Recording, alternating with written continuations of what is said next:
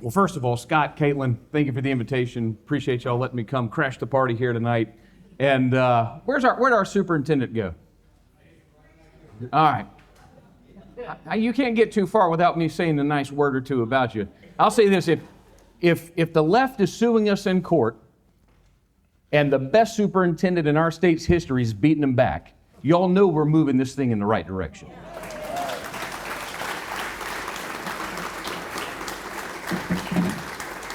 So Ellen, thank you for your leadership, and as you said, thank you for doing exactly what you told us you were going to do, and for proving everybody in this room who worked so hard for you right. You were the right choice for the people of South Carolina, getting the woke out of the classroom and focusing on giving our kids a great education. Thank you.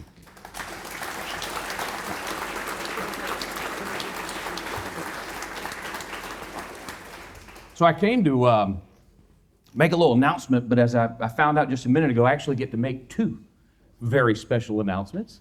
A new Republican was brought into this world a few minutes ago.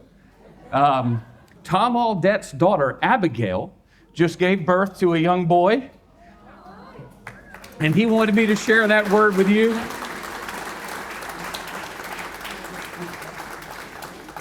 Abigail's always been a great Republican. She was working with us even when she was real little, and always nice to welcome a new Republican into this world. And I got to say one more thing before I get down to all this paper I got in front of me. Scott, you can't endorse anybody, but I can. And I want all of you to know how proud, excited, thrilled I am that Ralph Norman is running to be our next governor.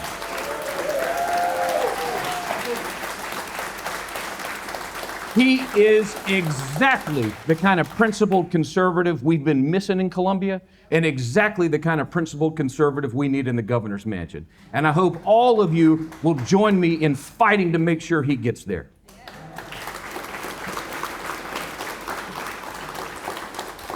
All right. Now, I think I know, as I'm looking around, I'm pretty sure I know just about everybody in here, but just in case I haven't had an opportunity to bore you previously with my biography, I'm Wes Climer. I am a Christian. I am the proud husband of Marty, who is right over there. We are the parents of 5 amazing children. I'm a small business owner. I'm a financial advisor. I am a lifelong conservative who is sick and tired of watching this country get hollowed out by people who either don't know what they're doing or don't care. I have served you in the state Senate for the past 8 years, and I think y'all know this, but I didn't go there to play games. I went there to get results. And with a whole lot of help from a whole lot of people in this room, that is exactly what we've done. But I'll tell y'all, the fight we're in now, the one that is tearing at the soul of this country, that fight is coming out of Washington. And I'm here to announce tonight that I am running to represent y'all in the United States House of Representatives. Thank you. Thank you. Y'all are too kind. Thank you.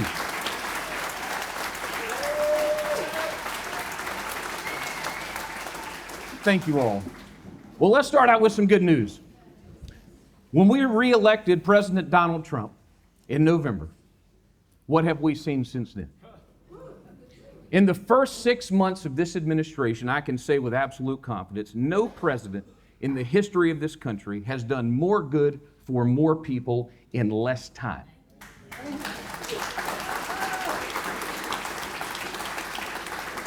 And we also took back Congress.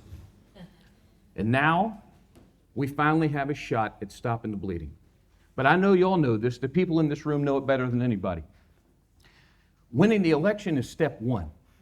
It's right after the election's over, that's when the hard work begins. The Democrats did a tremendous amount of damage to this country when they were in power. I've said it before and I'll say it again. The Biden administration's allowing the massive illegal invasion into this country is the greatest sin perpetuated against our people in our history. Amen. They gutted our economy. And as Ellen very ably talked about it a moment ago, they completely politicized our schools. They weaponized the justice system, and they shoved radical garbage down the throats of everyday God-fearing Americans. But here's the part that Republicans often don't like to talk about. The Democrats didn't do that by themselves. They had some help. They had some help from weak Republicans who talk tough back at home and then cave in D.C. They had help from career politicians who will never miss a photo op, but always whiff on a hard vote when it actually counts. From weak men and weak women who care more about their next job than our nation's future and the future of the next generation. Well, I know that y'all are done with that, and I'm done with that too. Marty and I prayed long and hard about the choice we're making right here. We got 5 young kids. We love our home. We love this community and the friends we get to share and celebrate in it. But God has a plan for all of us. There but for His grace go I. And right now I feel called to take the fight for our conservative values to the House of Representatives.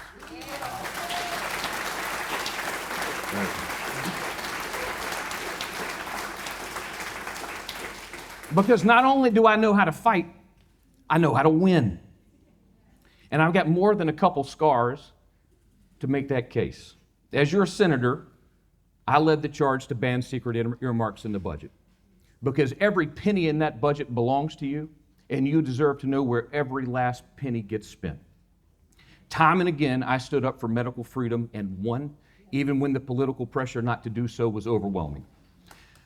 I ran point on the floor of the Senate to enact constitutional carry, and I can say without hesitation that would not be the law of the land in this state right now without me working side by side with the NRA and conservative activists from across the state to get that over the finish line.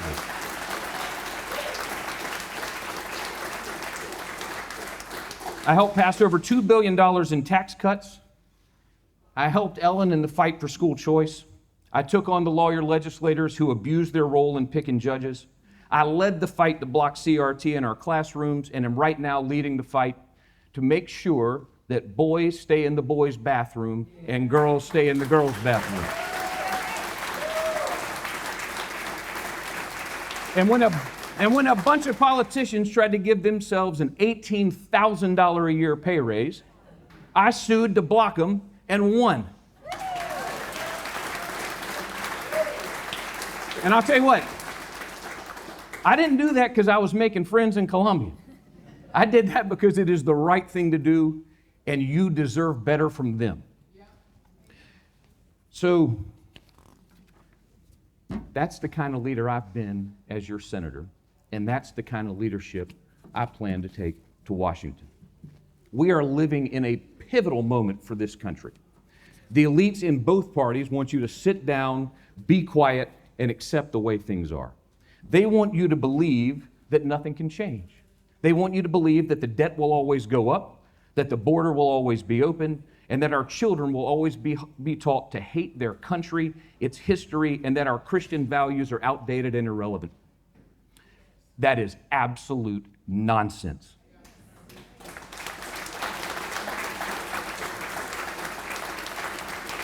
I believe deeply in the promise of this great country, the greatest country in the history of the world.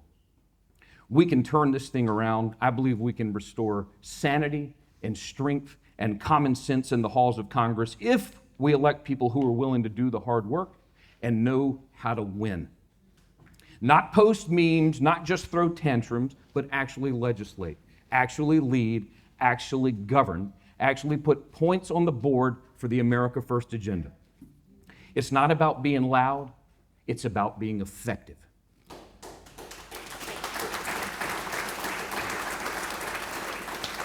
So here's what I believe, and this is what I want to fight for in Washington. This is why I'm running. The federal government, as everybody in this room knows, is far too big and far too powerful. It is time to take the axe to that budget and return power to the states and the people.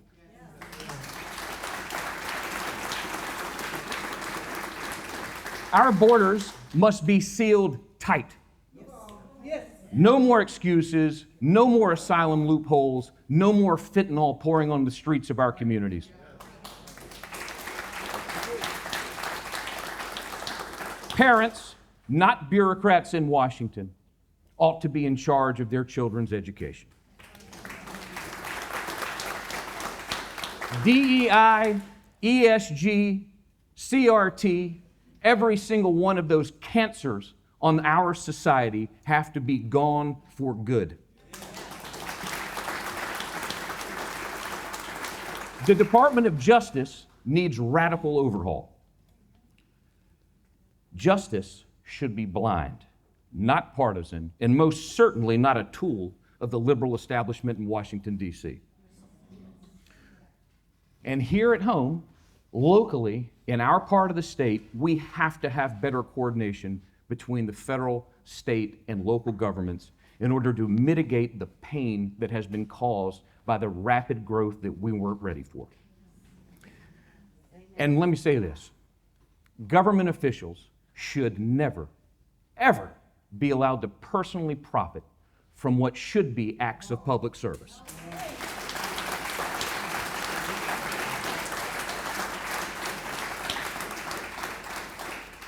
Re-electing President Donald Trump in November saved this country from certain ruin.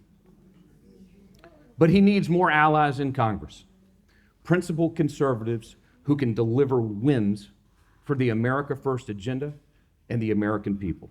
That job is not done, and that's why I'm running for Congress.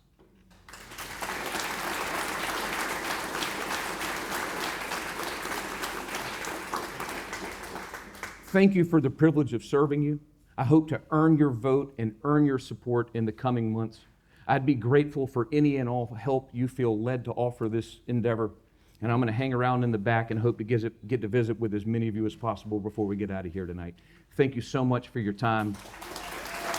And let's make America great again.